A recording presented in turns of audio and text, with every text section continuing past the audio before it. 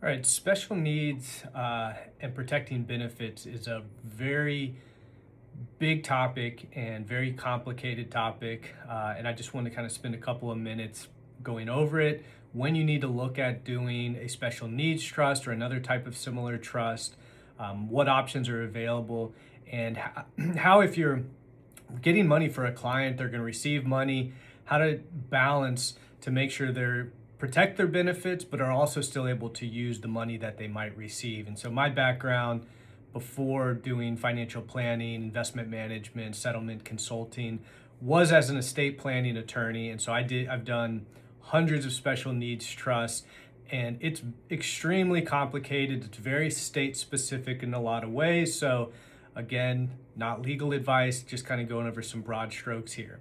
But what I always advise personal injury attorneys, and I think most do a really good job of doing this, but you want to ask your clients, you want to be very proactive and find out what type of benefits they are receiving. And that's going to come up in conversation. But one of the things that I think it's not really the fault of the personal injury attorney, it's a lot of times it's the client who doesn't really understand exactly what type of benefits they're receiving. They may say, hey, I'm getting SSDI, when in actuality they're receiving SSI. And the difference between those two is very, very big. One of them is a needs-based, meaning they're receiving low income, so they qualify it, whereas the other is not really needs-based. It's more so it's a part of the social benefit that you get if you have any sort of working history. And a lot of times they're confused by that. A lot of times they don't know. A lot of times they may be receiving Medicaid or they may be receiving Medicare. They're not really sure which one.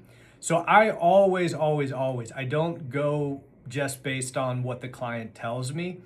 In all circumstances, they will receive some sort of letter from whatever social services. It could be the SNAP program, it could be assisted living, payment for subsidized housing. It could be SSDI, SSI, Medicaid, or whatever your state-specific program is. TennCare here in Tennessee, Medi-Cal if you're in California. So there's a bunch of different types of programs.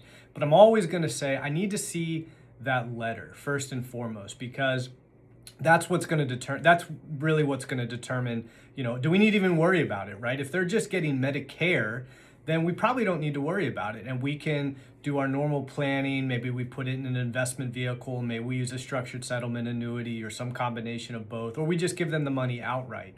But that's where I want to start. So I always am kind of hammering on that point, because a lot of times I'll be brought into a case and the attorney or the client will say, hey, I'm getting benefits.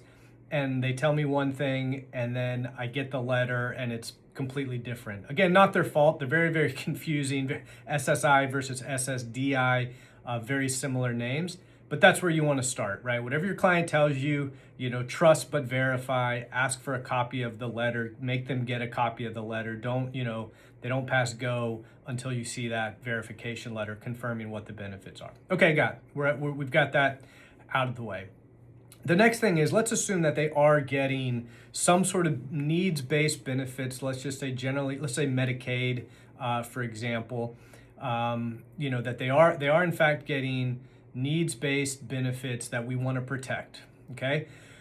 Well, we want to find out, again, depending on the nature of the injuries may be such that they are going to need a lot of health care in the future, right? Maybe this is, quadriplegic or something very, very, catastrophic injury where, they're not going to be able to work. They're not going to have any sort of meaningful income.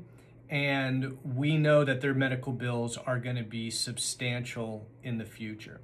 In that case, most of the time, we're going to be looking at doing a special needs trust. Okay, and a special needs trust is really just a way to make sure that they can receive some of the money from the settlement or verdict, and they can still access that money, but stay compliant with, again, let's just say Medicaid, so that they can continue receiving medical benefits, right? Because the last thing we want, let's say that they're going to have, hundreds of thousands of dollars in medical expenses, but their receipt, their settlement or their verdict was only for $100,000. Well, if you just give them that $100,000 outright, they're going to lose their benefits, their government benefits. They're going to have to pay medical expenses out of pocket. And then once that money is done, that 100,000, which could be gone very, very quickly depending on their medical bills, then they're going to have to typically wait a 5-year period before they can now reapply for benefits, which again would be very, very bad for the client in that situation. So what I always recommend is, let's again figure out what their benefits are. Then let's start and see, what are their medical needs going to be? Were they just on Medicaid because, they're 70 years old, they're not really working, they have little income, so that's why they're qualifying for it. But for the most part, they're healthy, they're just doing an annual physical or something like that. Then we might see, well, so that's where we want to look. That's where we want to start kind of our analysis is, what are their current medical needs, right? What were they before the accident or the injury? And what do we think they're going to be now post-accident, right? Was this a soft tissue injury where maybe it's not going to be too serious? They're going to do a little PT, some chiropractic work, but other than that, they're going to be okay. But let's figure out what their injuries are going to be. And then we want to balance that with what the settlement is. Again, if this is pick a number, if this is a 7-figure settlement and they have very little injuries, or, they're not going to have very much ongoing medical work, then maybe, and they're older, then maybe we balance of like, do we really need to put the money tied up in a special needs trust that's got some restrictions on it? Or is it okay if we just give them the money, or again, put it in an investment vehicle or a structured settlement, and they can get more money all at once? Yeah, they're going to lose their benefits, but it's not really a big deal because they've got enough money to pay out of pocket, and it's not going to be too detrimental. It's not going to be detrimental because they got $2 million to live the next 20 years of their life, right? So we do that kind of analysis. Again, I tell people it's an art, not a science. I mean, we want to be as scientific as possible about it and really kind of figure out what their medicals are, what their future medicals are, what their age is. Are they going to be able to work? Are they not going to be able to work? Will they have any sort of employment? So it's a whole host of factors, but I don't like to just tell people right off the bat, oh, you're getting government benefits and now you're going to receive this money. We got to do a special needs trust, right? It may come to that, and often I'd say it does, but I don't like to just tell people that because special needs trusts are restrictive, which I'll talk about here in a second. Again, not too restrictive, but they are restrictive, and that can be very off-putting to a lot of people. So I just like to walk them through the analysis. So again, we've determined whether they're getting benefits or they will need to get benefits in the future. And then we've kind of started to do that analysis to determine, well, cost benefit, how much money are they getting versus what are their medical expenses going to be in the future, what's their age, and we look at a bunch of different factors. And now if we determine that a special needs trust is appropriate, we're typically going to, look at, do we do a traditional special needs trust or we do a pooled special needs trust? And I won't go too deep into the pooled special needs trust, but basically the main difference there is with a special needs trust, the traditional special needs trust, we're going to have an attorney draft that document that's very specific to that individual. We're typically going to have a trust company manage those funds and administer the trust based on what that trust document says. Whereas a pooled special needs trust, that's usually going to be for a little bit smaller amounts of money that they're receiving.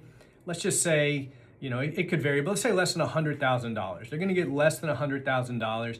We may not want to spend the money on an attorney to draft the special needs trust. So we may just put it into a pooled special needs trust, which is basically a trust company is going to manage the money, but it's not just the money of our client. They're pooling money from thousands of recipients who need to protect their benefits, and there's just one we call a joinder or a master trust special needs trust document that basically manages or is the controlling document for all of the beneficiaries that have their pool of money. So again, pooled special needs trust versus special needs trust, usually it comes down to size of the amount that they're receiving. But let's say but in both cases, very similar, you're going to have a trust company manage it. And what a lot of people, are concerned about with a special needs trust is they're not going to be able to access their money. Whereas, at least in my experience, if you're working with good trust companies who really understand these things, they can be very liberal in their discretion of what they can give you money for, right? I always tell people they're not going to give you money for drugs. They're not going to give you money for alcohol. They're not going to give you money for cigarettes, which, might seem obvious, but I get asked quite a bit about it. And there's some other gray areas sometimes around housing, rent, mortgage, payment, stuff like that. There's some gray areas in certain things, but for the most part, they're going to cover, expenses. They're going to cover, if you need to retrofit your car or your house because maybe now the client's in a wheelchair, or even vacations. A lot of trust companies will allow, they'll pay for the vacation and different stuff like that. So again, I think there's a lot of misconceptions about special needs trust. I don't want to say I use it as a last resort. I mean, obviously, if we got to protect the benefits, that's really the option available for the most part. But I feel like also a lot of times people kind of push that. So I always like to be very gentle with a client when we're kind of going through it, because it can feel restrictive. People don't like the idea, which I get. People don't like the idea of having to go to somebody to ask for money for certain things, submitting receipts to show them what you spent the money on. But all of that, last thing I'll say here is all of that is very important. Most people do not know how to stay compliant with government benefits, right? So you do want to use a trust company or someone that's very well versed in administering trust, special needs trust specifically, because you don't want to mess that up. The government does not mess around when it comes to reporting and different things like that. So anyways, I want to give a very high level on this. I hope this is helpful. I'll talk about more specifics about what you can use a special needs trust for, what you can't in other videos. But again, make sure if you've got a client, you're asking about benefits, you're verifying what the benefits are, and then you're starting to do an analysis of, do we need a trust? Do we not need a special needs trust? And then you're starting that conversation with the client so that they feel very comfortable with it. So hope that's helpful. Talk to y'all soon.